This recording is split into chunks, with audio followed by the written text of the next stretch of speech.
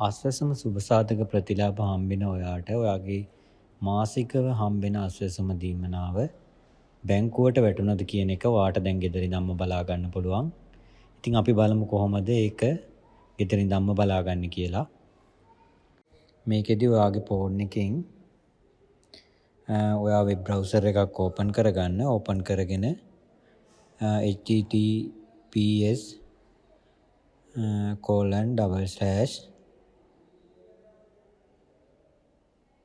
iwms.wbb.gov.lk කියලා type කරලා ඊට පස්සේ ආයෙ ස්ලෑෂ් එකක් ගාලා household/